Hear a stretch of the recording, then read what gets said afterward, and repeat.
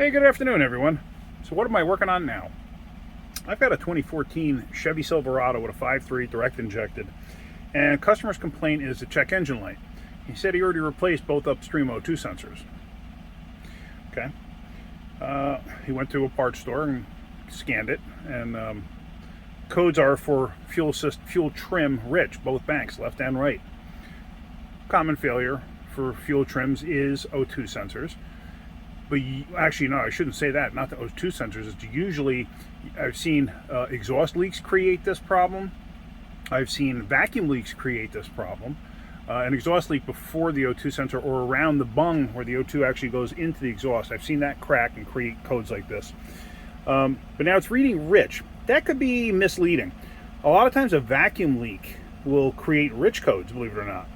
So I got my scanner hooked up right now, and let's just verify the codes. I already brought it up, and here, I just want to show you. So here you can see both fuel trim, rich, bank 1 and bank 2. Okay, so let me just shut that off. Now this truck has 181,000 miles on it. Well, let me skip back here for a minute. I want to go to data. And let's see. And we have fuel trim data. What is it going to show me? It's not totally askew. It's off a little bit. Not even. No, it's good. It's, as far as I'm concerned, that's fine. Here's my guess on this. Only because the numbers look good. I would have no issue with those numbers. My guess here, see trim on 2 went up to 7 for some reason, or -7 for a little bit. Now the negative number means it's pulling fuel away. Positive number means it's adding. Plus or minus 2, 3, 4 is relatively normal. You kind of want it like close to 0. But see, it keeps going up like -6, -7. Before, when I actually looked at it, it went up to a -16 at one point. So what could cause something like that? Well, there's a couple of things. A vacuum leak, an intake vacuum leak to the cylinder head can create that. An air leak after the mass air meter, but before the throttle body, can create that. Like if the boot is cracked or something like that, it can actually create that because it's not reading the air going in correctly. So what I'm going to actually do is I'm going to take my scanner underneath the hood. I'm going to spray around the intake with some carburetor cleaner just to see if I get any spikes in the readings. If I get spikes in the readings, then I know it's sucking in the carburetor cleaner. And then obviously I have a vacuum leak. I got a funny feeling it's not a vacuum leak though. I think it's the mass air meter. I think the mass air meter might be reading askew. I might take it out and clean it. But let's put my scanner underneath the hood and let's spray this thing up a little bit and see if it changes anything. I haven't done anything to the car yet, so this is all new to me too. Just place that there. Let me go out here. I just want to give myself enough slack too with the scanner cable. Oh, let me get my door open. Stay open.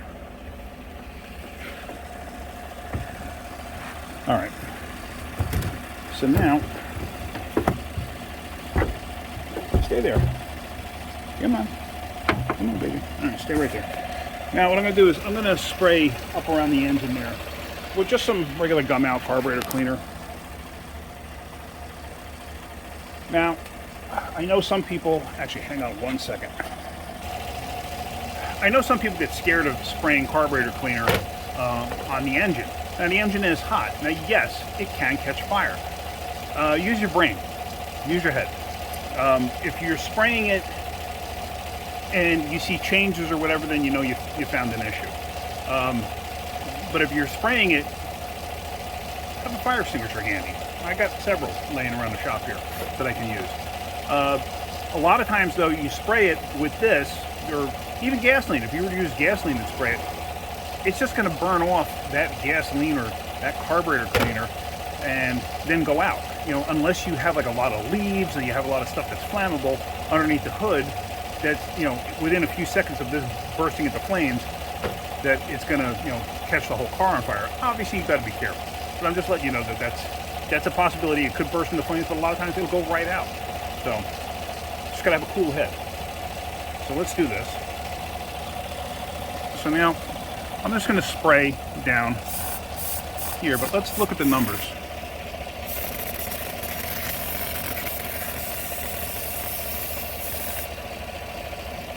Anything in particular? No. You would see a drastic change in the numbers. And I don't see that. At least not for that side. Let me try spraying the other side of the motor.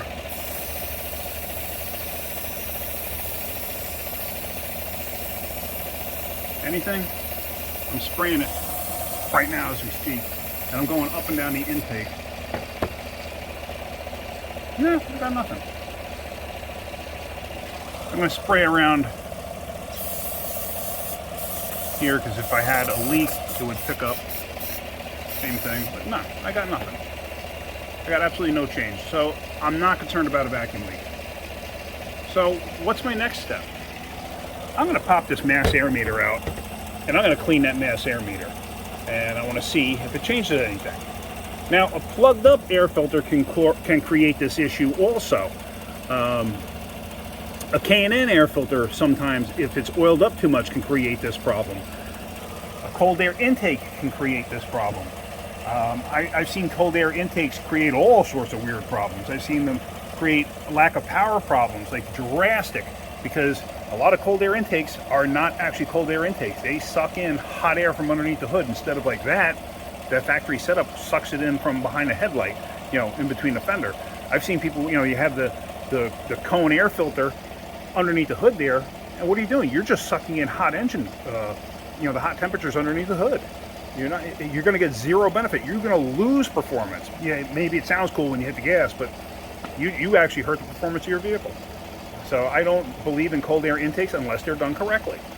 But yeah, so let me shut this off, and I'm going to pop that mass air meter out, and I'm going to clean it. All right, so it's just 2 Torx screws. I already pulled the one out of the bottom. I'm going to take this one out of the top here, and then let's see what this thing actually looks like. Let me turn that on.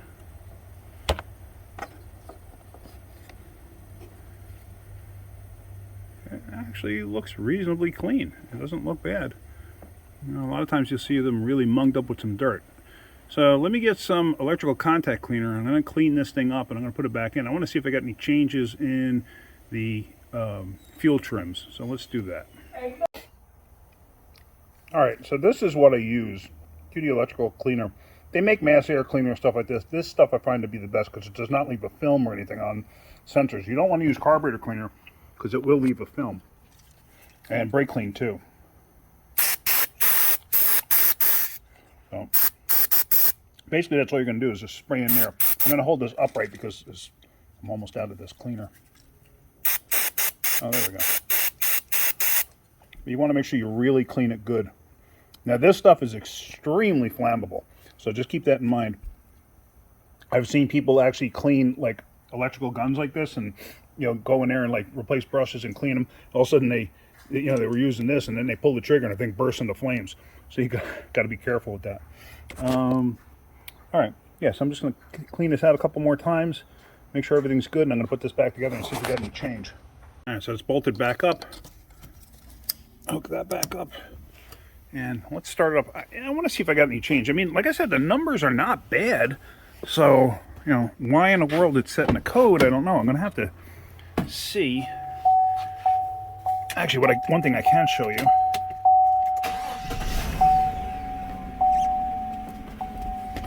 All right, chime, stop. All right, retry. Shut that off. Yep, well, there they are. There the numbers are going up again. All right, so why are the numbers going up? I wonder if this thing has a fuel pressure regulator problem.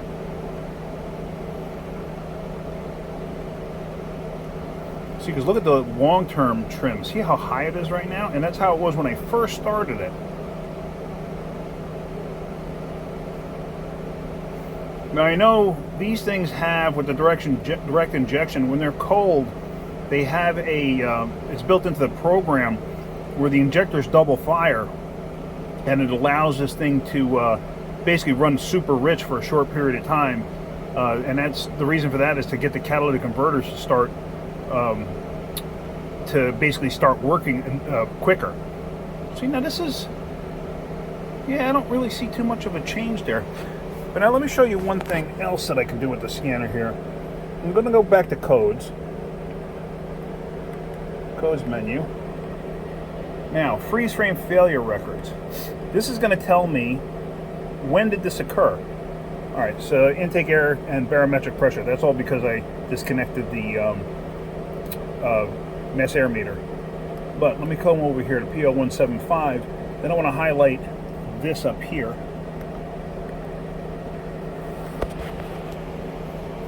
Now, distance since first failure, 12 miles. Distance since last failure, 21 miles. So it really hasn't gone too far since then. But now, I want to see something. I'm going to scroll up. Vehicle speed, 0. So the truck was idling at the time. Interesting. No AC was on. AC off for wide open throttle, no. Transmission temperature, 158. So train was reasonably hot. Let's see what other information do I have here.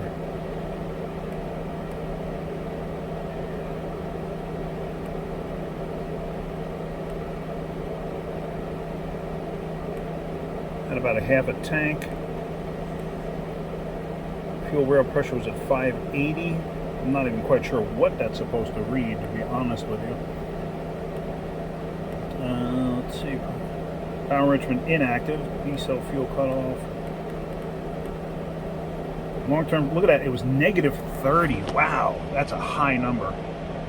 Basically, that's maxed out that it was pulling fuel away. All right, let's go back real quick. I'm going to take this thing for a ride and see. Go back to data. Fuel trim. Wow, yeah, that's high. But now you saw the numbers before. How did it get so high? At what point? Like, what was going on that it got so high?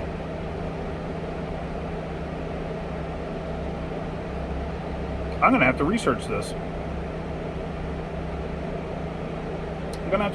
I'm a little stumped.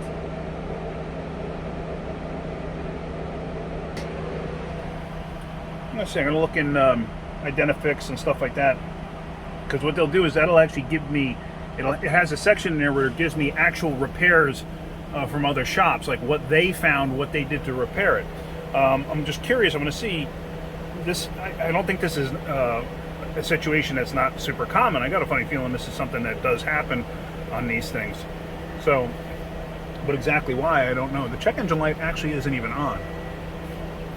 Interesting. All right, let me take this for a road test and blow it out and just see what happens. Maybe that'll change something. I don't know. You never know. Let me try it. All right, guys. So I took this thing on a quick road test, and nothing really changed. So, but one thing all of a sudden dawned on me. I don't know why I didn't think about it before. Purge valve. If the purge valve is leaking, basically allowing it to, it's not sealing and it's allowing it to pull vapors from the fuel tank, it'll do that. It'll run rich. I didn't even think about that. So I'm going to check that real quick before I go any further. I'm just going to do a quick look.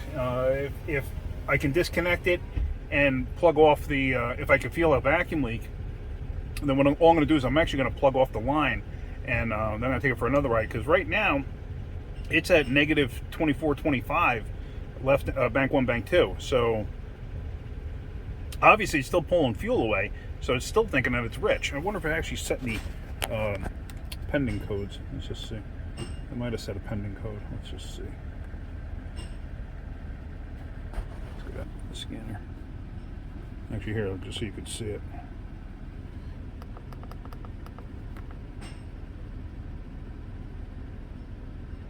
Negative 24 and 21 now. Okay, so it's changing.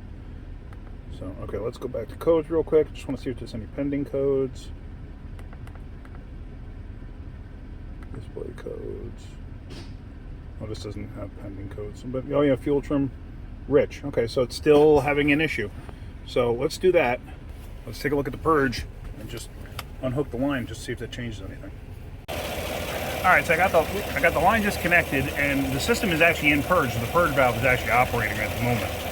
So what I'm going to do is, what I did was I plugged it, and I'm going to take it for a ride now just to see. Let me just show you this real quick. So here is the purge hose. Here I have it disconnected, and down there you see I put a cap over it because without the cap on it, you hear it? It's actually operational at the moment. So take it for a ride because that'll tell me right away, is that where it's getting its fuel from? Let's find out. All right, so I cleared the codes. Clearing the codes is not going to change the long-term trim. The only way you're going to do that is by disconnecting the battery. But if you notice, right off the bat, it's actually going to positive. So let me take it for a ride and let me see what it does. I got a funny feeling I might have a stuck purge. Hopefully, if it stops actually actuating the purge solenoid, I could actually tell if it's leaking or not. Or I could disconnect the electrical connector. I just didn't feel like doing that and inducing another code. But see that? It's not going that much negative. It's going more positive where before it wasn't. So I got a funny feeling that may be our entire problem. But let's take it for a ride and see if it changed anything. All right, I just took it on the exact same road test. I know it's getting dark now. Whatever with the light, you can see me. Anyway, now what I'm finding is long-term trim is coming down. So what does that tell you? I got a funny feeling that purge was hanging open. But here, let me show you. I just did the exact same road test, and look at the long-term trim. It's coming down. Now, out of curiosity, let me just see if it set any codes.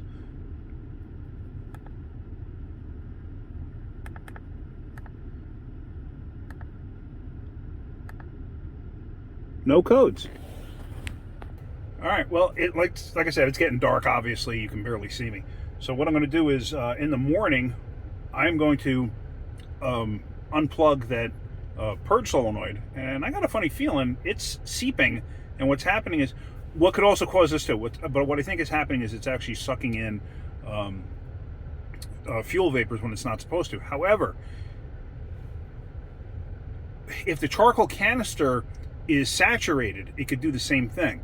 So what I'm going to do is tomorrow morning I'm going to check that and see what I got, because if the purge solenoid isn't sucking in, the fact that I got no codes now and it's only thing I've done is I disconnected the line itself, I got a funny feeling it's excess fuel vapors. Well, excess fuel vapors could be because of saturated charcoal canister.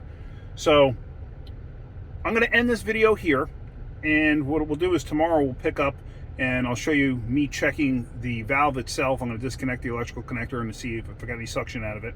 And then I'm going to have to check the charcoal canister. I don't even know, I don't know if it would be filled with raw fuel, which is possible. If somebody consistently overfills the tank, that's a possibility. But we're going to see. All right, so let's just end this here. If you're getting something out of my videos, hit that like button. If you could, please subscribe. Yeah, so we'll pick up on this tomorrow. You guys have a great day, great night, actually. Thank you so much. Keep wrenching.